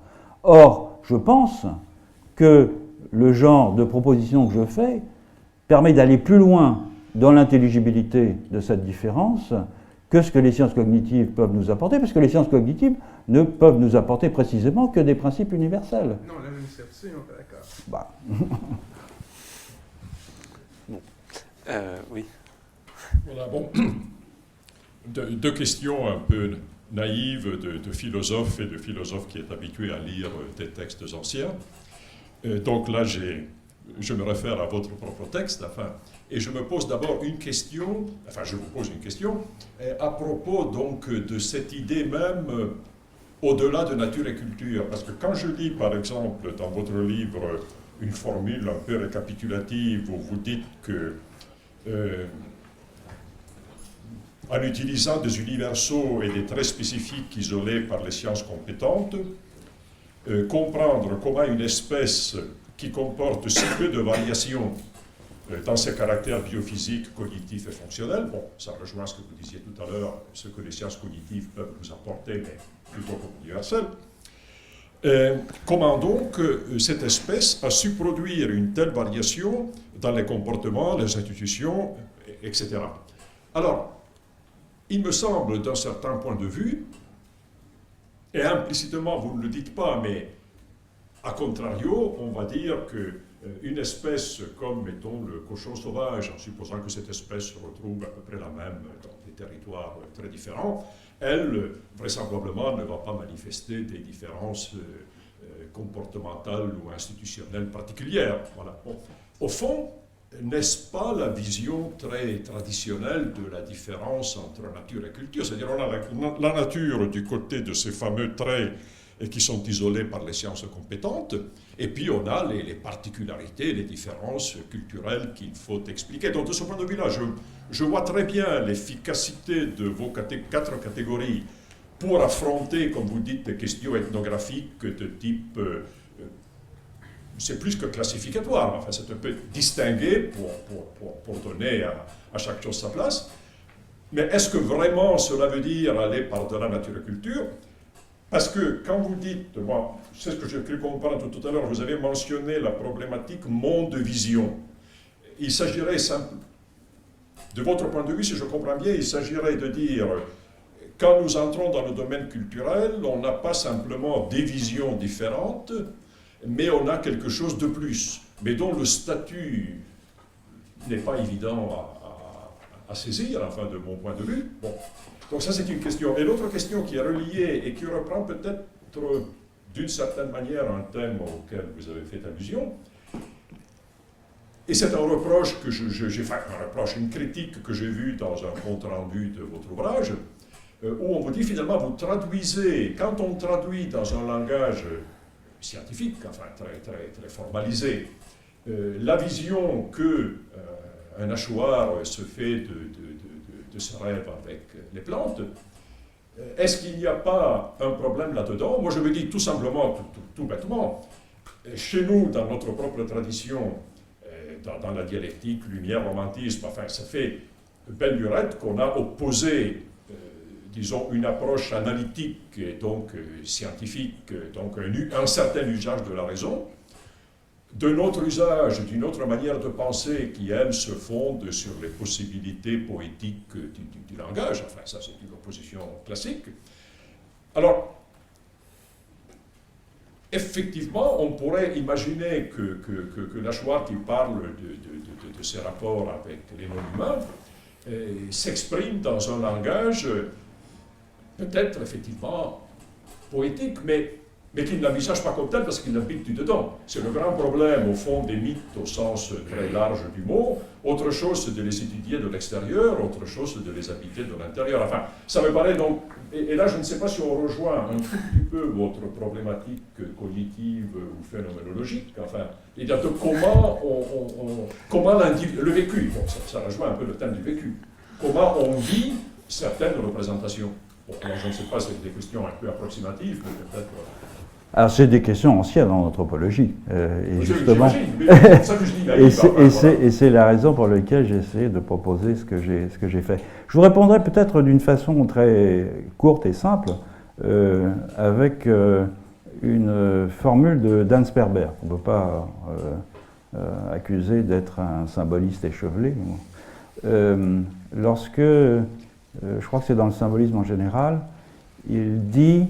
à propos de son ethnographie, dont il parle très peu, mais on en a des aperçus comme ça dans son œuvre, il dit à propos des Dorzés d'Éthiopie, donc il a fait au moins 2 ans d'enquête ethnographique, les Dorzés disent que le léopard respecte le jeûne du vendredi. Les Dorzés sont des Coptes. Et ce n'est pas une métaphore. Ce n'est pas une métaphore parce que les Dorzés savent très bien ce que c'est qu'une métaphore. Et lorsqu'ils disent l'équivalent de un tel est un lion, ils savent très bien que ce n'est pas quelqu'un qui va se transformer en lion, qui va manger de la chair crue, etc. Et je pense que Sperber attire très justement l'attention sur le fait qu'il y a des choses qu'on peut interpréter comme des métaphores, et d'autres qu'on ne peut pas interpréter comme des métaphores, et auxquelles il faut... alors lui, il a une autre explication, hein, je ne veux pas rentrer dans le détail, c'est la mise entre guillemets, etc., etc. Donc c'est fondé, disons, sur une pragmatique de l'énonciation et pas sur du symbolisme. Mais je pense que la remarque de Sperber est importante parce que, au fond, on a eu tendance, et c'est la situation dans laquelle je me suis trouvé quand je suis revenu du terrain, à mettre, c'est un peu comme on met la poussière sous le tapis, hein, à prendre la métaphore ou le symbolisme comme étant la réponse unique à des propositions de ce type-là. Donc on aurait d'un côté une bonne division eurocentrique entre l'activité de la science qui produit des propositions vérifiables, et puis de l'autre tout ce qui relève du langage poétique, de la métaphore, etc., dans lequel nos malheureux amis étudiés par les anthropologues ont une fâcheuse tendance à tomber la plupart du temps. Je pense qu'il y a peut-être une façon un peu différente d'aborder les choses maintenant, c'est celle que je propose. Mais la poésie pourrait être une voie d'accès supérieure à la réalité. Ce n'est pas nécessairement méprisant de dire qu'il y aurait une voie poétique par rapport à une voie analytique, non? Oui, non, n'oubliez pas le micro. Mais si vous voulez, la question de la voie poétique, c'est un peu ce que je répondais déjà à Martin Fortier, c'est-à-dire dire que dans certains cas, on a un discours poétique et dans d'autres cas, on a un discours, fondé sur des vérités expérimentales. Et c'est vrai aussi, c'est-à-dire que je pense que c'est une image que j'emploie, je pense que c'est dans Part de la nature et culture. Le chasseur, Hachoir, il est il est à la fois attentif à tous les indices qu'une proie va laisser, et ça, c'est une expérience incorporée pendant des années et des années, qui vont l'amener à réagir de façon quasiment instantanée à des indices dont il n'aura peut-être même pas conscience, il ne va pas les formuler de façon propositionnelle, et qui va le rendre efficace comme chasseur, tout en même temps, entretenant par l'intermédiaire des ânettes un rapport continu, mental, poétique si vous voulez, avec la proie qu'il poursuit. Donc les deux ne sont pas du tout incompatibles. On a d'un côté des faits vérifiables qui peuvent être interprétés par la physique et par la chimie, par le fait que l'urine de singe va attirer un certain type de papillon, etc. etc. Donc toutes ces choses-là, il les sait, et en même temps, dans son univers phénoménal, il y a autre chose. Et donc il me semble dangereux, si vous voulez, de séparer complètement ces deux propositions. On l'a fait pour interpréter des phases historiques. Effectivement, vous l'avez dit, le romantisme, etc. C'est dans la vie des gens, c'est pas je crois, comme ça que ça se passe. Et la première question, donc celle fondamentale sur comment vraiment votre formulation, donc... C'était pas mon titre initial, hein. Ça c'est Oui. c'était l'éditeur. Je ne suis pas sûr que ce soit le meilleur titre, c'est l'éditeur qui l'a voulu. Mais pourquoi par de la nature et culture? C'est que simplement l'idée, c'est d'aller au-delà d'un type de division qui semble n'avoir pas de pertinence dans une grande partie des civilisations non européennes, et aller par-delà, ça incite à créer, à inventer des nouveaux outils, des nouveaux concepts qui permettent de penser ce que cette division nous a permis de penser nous, c'est-à-dire une certaine forme de continuité et de discontinuité entre humains et non-humains. On va passer à la question suivante. Oui, Monsieur Descola, j'aimerais revenir dans ma propre question sur le début, les commencements de votre communication, dont je vous remercie beaucoup, en revenant en particulier sur une question méthodologique, je dirais. Vous avez, pour des raisons à la fois conceptuelles et personnelles, évoqué votre interaction avec l'œuvre Lévi-Strauss, et ma question est la suivante, le concernant, et en particulier concernant le regard posé par le jeune Lévi-Strauss sur ses propres commencements. Lorsque, dans Triste Tropique, sauf erreur de ma part, il nous confie, en somme, les conditions réflexives dans lesquelles tout aurait commencé, dans son champ de conscience propre en tout cas, pour lui. À savoir... Quelle aurait été, je parle au conditionnel, mais c'est le sien presque, parce qu'il laisse entendre qu'il s'agit d'un monologue qui louvoie pour lui entre le réflexif et le subconscient, en somme, l'intuitif.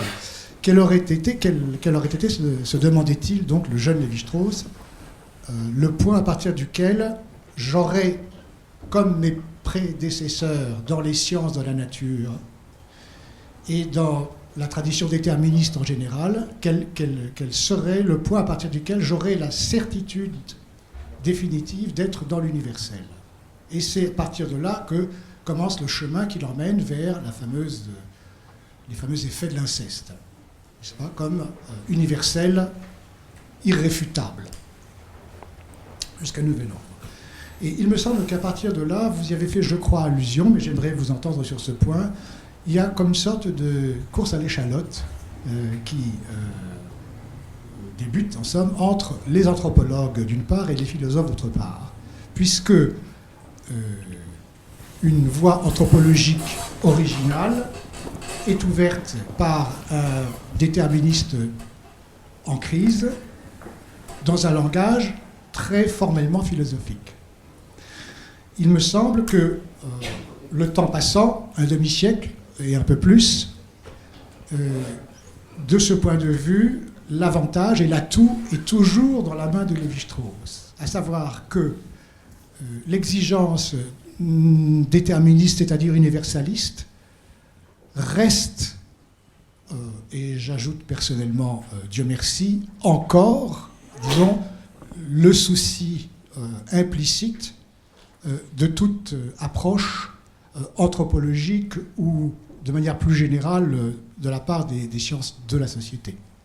Parce que si cette exigence-là, qu'il s'agisse de l'inceste ou d'un autre universel, disparaissait, à ce moment-là, vous voyez tout de suite les conséquences que cela aurait.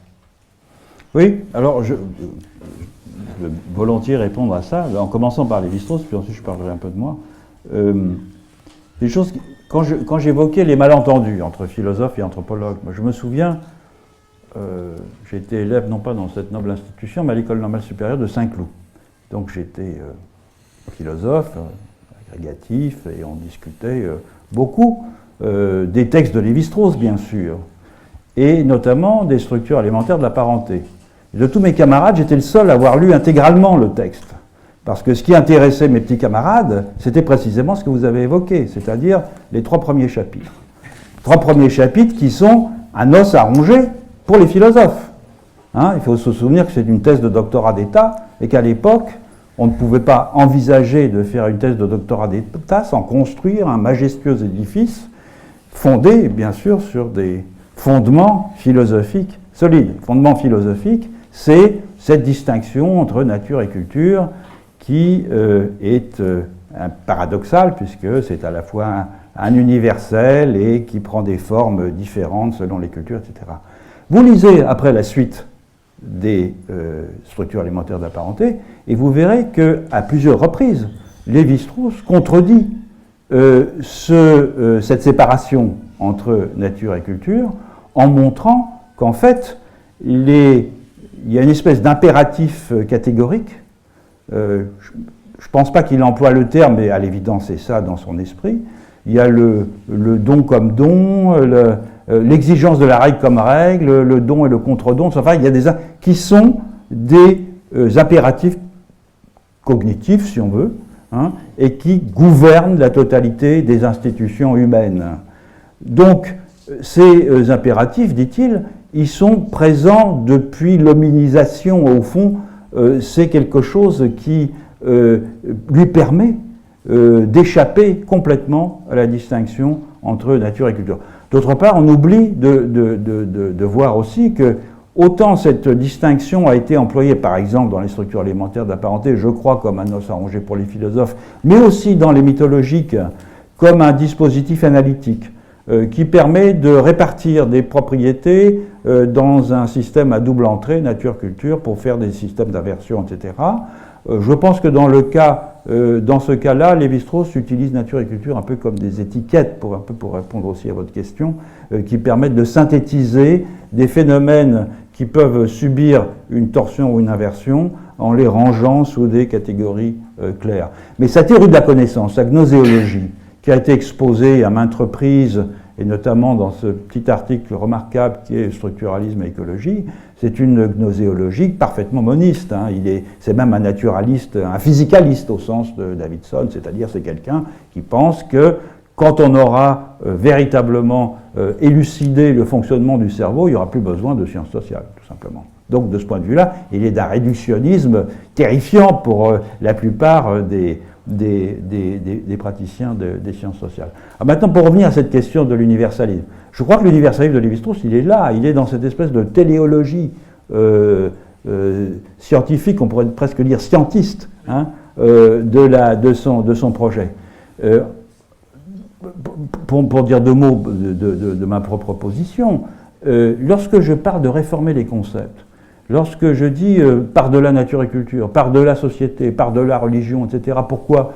C'est qu'il me semble qu'il faut employer ou mettre en œuvre ou inventer des concepts qui décrivent les phénomènes que les sciences sociales ont l'habitude de traiter à un niveau d'universalité qui ne soit plus entaché des circonstances historiques de leur formulation initiale. Par conséquent, effectivement, tous ces concepts, quand au fond, l'expérience que n'importe quel anthropologue peut faire, n'importe qui d'ailleurs, en lisant des textes d'ethnographie, c'est de voir à quel point tous ces concepts nous mettent dans l'embarras, à quel point c'est... alors, on a un certain nombre de formulations ambiguës en anthropologie en particulier pour essayer de rendre compte de ces systèmes hybrides. Il y a une formulation qui est assez classique, ces systèmes socio-cosmiques par exemple. Ça veut dire quoi? Ça veut dire que la société s'étend jusqu'aux confins du monde et que la plupart des objets du monde, enfin tous les objets du monde d'ailleurs, sont régis par des principes qui semblent sociaux ou conformes ou constituent une méga-société. Moi, c'est ce que j'ai appelé des systèmes analogistes, en essayant précisément d'évacuer complètement les concepts de société, de nature, environnement, etc. Donc je pense que si on essaye de faire cet effort, c'est-à-dire si on essaye de se placer, et d'ailleurs c'est ce que me reproche aussi, je suis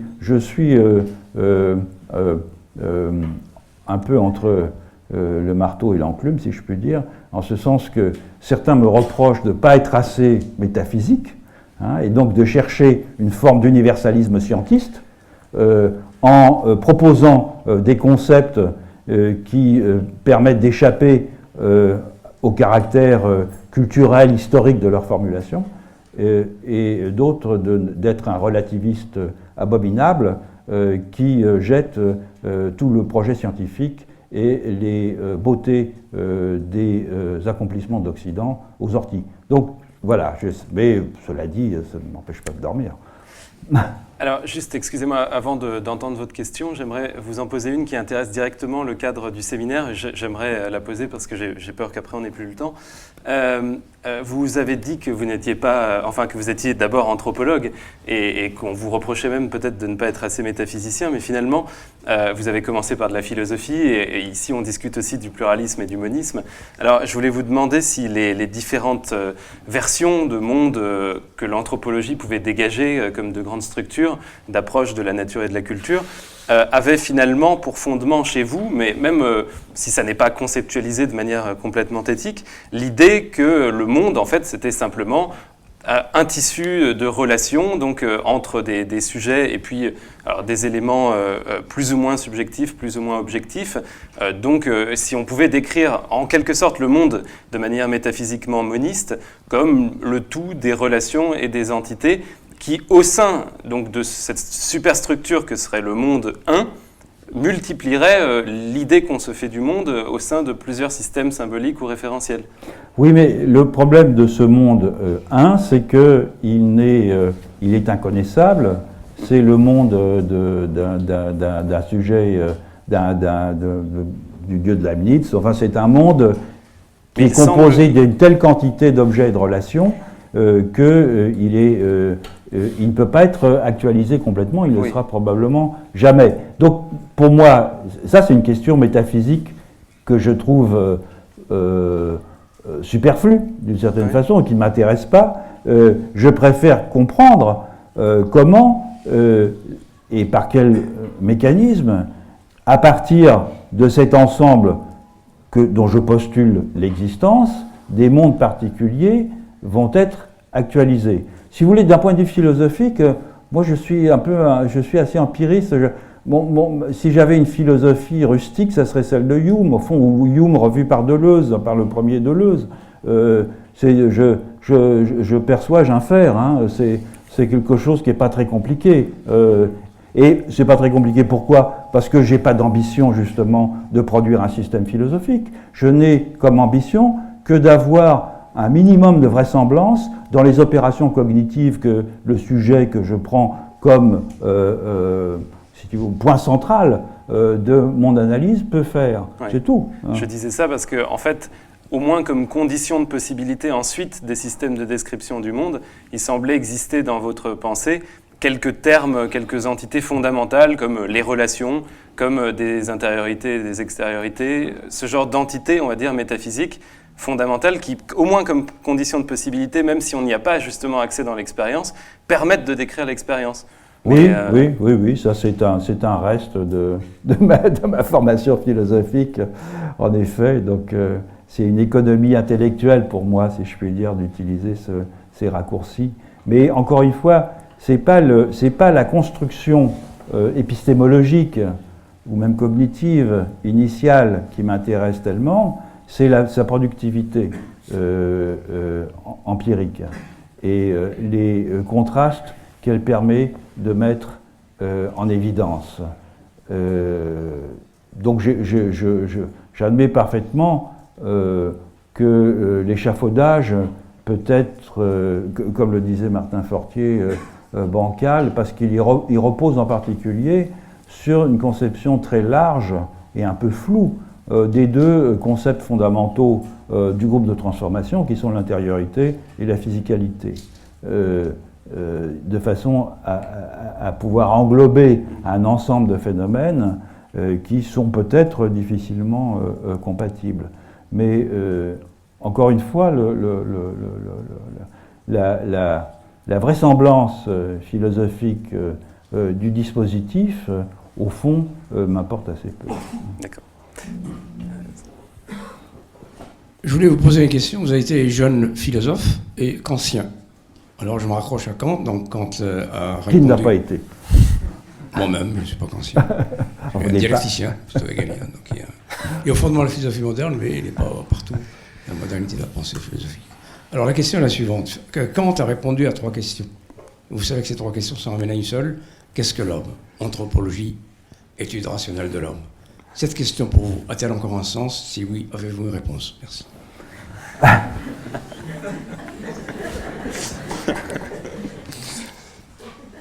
Je pense que l'anthropologie, comme science, au fond, a continué de façon plus ou moins ouverte à se poser cette question, même si elle ne l'a pas toujours déclaré explicitement.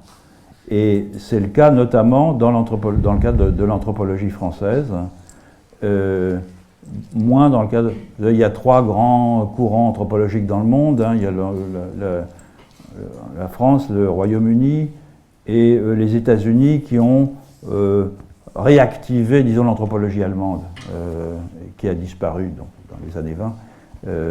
Et je pense que, au fond, cette question, elle se pose non pas sous la forme d'une théorie de la nature humaine, hein, puisque ça, je pense qu'encore une fois, les sciences peuvent nous apporter l'ergonomie, la psychologie du développement, l'anatomie, etc., peuvent nous apporter des réponses, que d'une théorie des conditions de possibilité de la poiesis humaine. Et ça, l'anthropologie s'efforce de répondre à cette question à partir d'études empiriques. En ce sens-là, donc, effectivement, l'anthropologie sociale et culturelle, telle qu'on a l'habitude de la définir, est un prolongement de l'anthropologie philosophique. Mais la question « qu'est-ce que l'homme ?» c'est une question qui elle-même est terriblement, j'allais dire, naturaliste, c'est-à-dire caractéristique de notre propre façon d'envisager des continuités, des discontinuités entre humains et non humains. Au fond, l'une des idées que j'ai avancées dans Par-delà nature et culture, c'est que à chacune de ces ontologies correspondaient des gnoséologies ou des épistémologies, c'est-à-dire des façons de poser des questions à propos du monde, des principes de connaissance, des théories du sujet, etc., et que les malentendus culturels venaient du fait que l'on prenait les propres questions que nous nous posions, nous, quant à précisément la nature de l'homme, et que nous pensions que les réponses que d'autres apportaient étaient des réponses à cette question, alors qu'elles sont des réponses à de toute autre question. Voilà, c'est tout ce que je peux vous répondre à ce propos. Oui. Juste une petite question, ça fait longtemps que j'aurais dû te la poser, mais... Bonjour. Non, plus simple, parce qu'on a eu affaire à énormément de discours abstraits, alors moi je vais faire un peu le candide. Simplement, cette méthode inductive de la science qui nous permet de trouver des similitudes, des correspondances. T'es-tu déjà posé la question de savoir si finalement cette méthodologie ne pouvait pas être remise en question? Je fais allusion là à quelqu'un qui a très mauvaise presse, mais comme Oswald Spengler dans Le déclin de l'Occident, lui remet terriblement en question le principe. Il n'y a pas que lui, il y a Alexandre Koyré aussi dans tout ça. Le principe d'induction est remis en question au profit, selon eux, d'une méthode qui aurait dû être plus productive, qui était la méthode aristotélicienne, c'est-à-dire déductive uniquement. Parce que l'induction peut nous amener justement sans cesse à des intentionnalités. Tout simplement, la question est, à travers tes nombreuses lectures et ton terrain, as-tu rencontré cette même curiosité de la part de ces peuplades que les ethnologues, les anthropologues vont étudier? Est-ce que cette curiosité existe vis-à-vis de nous-mêmes? Est-ce que cette curiosité vis-à-vis d'autres mondes existe? Parce qu'on sait par exemple que dans beaucoup de mondes archaïques, même la Grèce ancienne, toute forme de curiosité était punie même de mort. Un navigateur qui avait été convaincu d'aller au-delà du détroit de Gibraltar était puni. Et alors, cette curiosité, que Spengler appelle faustienne, est-ce que tu as eu l'impression cette question se posait aussi à tous ces... Mais tu poses des questions qui sont extrêmement différentes, en fait. Donc c'est difficile d'y répondre. Je vais essayer de les serrer. Induction, déduction. Moi, je parle plutôt d'inférences, qui peuvent être des inductions, des déductions, des abductions. Donc, ces trois catégories qui, selon les circonstances, vont être employées pour donner une cohérence existentielle à des objets que l'on peut observer ou précisément inférer. Donc, il y a autant de déduction que d'induction et d'abduction chez les Achuar qu'il y en a dans la science occidentale. En que l'abduction, c'est un phénomène intéressant. Enfin, au sens où Peirce l'a défini, c'est un dispositif intéressant pour rendre compte de certains aspects de l'animisme. Je ne vais pas rentrer dans ce détail parce qu'il est tard, j'ai soif en plus. Mais pour ce qui concerne la curiosité, évidemment, et je pense qu'au fond, à ta question, on peut donner une réponse toute simple, c'est la pensée sauvage. Lévi-Strauss, la pensée sauvage, c'est une tentative de répondre à cette question, c'est-à-dire qu'au fond, à partir d'une propriété observable dans l'environnement, il y a de multiples interprétations possibles, à partir d'un objet observable dans l'environnement, on va pouvoir inférer de très nombreuses propriétés en fonction des intérêts que l'on va avoir, de l'orientation stylistique, disons, d'une culture, etc. De très bons exemples, le pic par exemple, hein, l'animal dans certaines cultures c'est qui importe, dans d'autres c'est la huppe rouge, etc. Enfin, on va choisir des propriétés de façon pas tout à fait accidentelle. Et de ce point de vue-là, la curiosité, elle est constamment investie dans la construction du monde.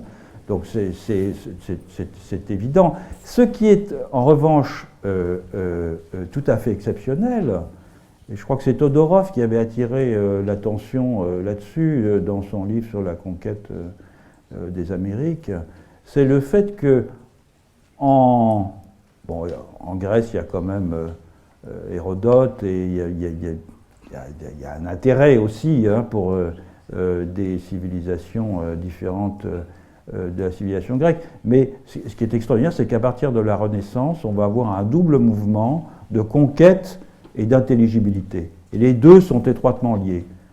Il faut comprendre pour soumettre, et en même temps, il faut, sinon soumettre pour comprendre, mais la soumission permet aussi d'aller plus loin dans la compréhension avec l'anthropologie missionnaire, c'est-à-dire l'anthropologie que les missionnaires ont faite lorsqu'ils ont débarqué dans les Amériques est passionnante de ce point de vue-là. Et je pense que probablement, elle est encore d'une certaine façon à écrire, notamment toute la partie linguistique. Les quantités de grammaire et de dictionnaires que ces missionnaires ont fait, qui, pour la première fois, leur envoyaient, c'était des gens sérieux, Donc, ils étudiaient le vocabulaire du corps, le vocabulaire des intériorités. Hein. Ils s'apercevaient que chez les gens, il y avait 10 âmes, alors qu'est-ce que ça veut dire, etc. Ils essayaient de comprendre. Et les premiers travaux d'anthropologie, au fond, c'est ça, avec un effet en retour, bien sûr, hein, sur la définition de l'Occident. C'est-à-dire, au fond, cette diversité introduisait un élément de relativisme qui était d'autant plus poignant pour ces gens-là que c'était des religieux. Donc ça, c'est quelque chose de très particulier. Hein. Cette histoire de, quelle que soit la véridicité de cette expérience de Porto Rico, hein, des gens qu'on mettait qu'on immergeait pour voir s'ils pourrissaient, les modes de connaissance, effectivement, sont variables. Et la question, je ne sais pas, à un moment, mais je ne vais pas y répondre maintenant, la question sur les systèmes de classification, par exemple, hein, c'est-à-dire, au fond, un vieux problème anthropologique, vous avez parlé de Berlinecke, etc., mais au fond, dans certaines conditions d'enquête, on peut arriver à obtenir des propositions qui vont confirmer l'idée que chez les gens que vous étudiez, il y a une hiérarchie de taxons, par exemple, hein, le système de classification ethnobotanique. Parce que vous posez des questions telles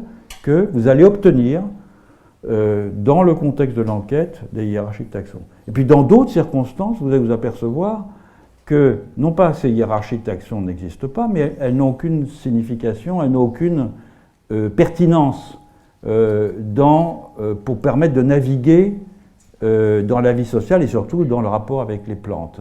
Et donc ces questions simplement montrent que les formes d'investigation vont avoir tendance à stabiliser et fossiliser des types de connaissances qui progressivement vont devenir incompatibles. Et donc on va voir d'un côté ce grand bloc de la science occidentale et puis un autre grand bloc qui va être les savoirs populaires. C'est une façon polie de parler des superstitions des sauvages. Et ces deux, évidemment, plus on va les stabiliser à partir de dispositifs de connaissances complètement différents, moins ils vont devenir compatibles. Voilà. Donc il faut essayer de couvrir cette espèce de grand abîme qu'il y a entre les deux. Et encore une fois, La pensée sauvage, ça c'est un livre qui a attiré les philosophes, et à bon escient. Bon, je vous remercie, Monsieur Descola. On va conclure la séance là-dessus, puisque notre temps imparti est maintenant terminé. Donc, merci beaucoup pour cette présentation et vos réponses aux nombreuses questions qu'on a eues aujourd'hui. Merci à tous pour votre présence. Et puis, vous êtes les bienvenus, évidemment, au prochain séminaire Le Pluralisme, qui a lieu tous les jeudis à la même heure à l'ENS. Voilà. Merci.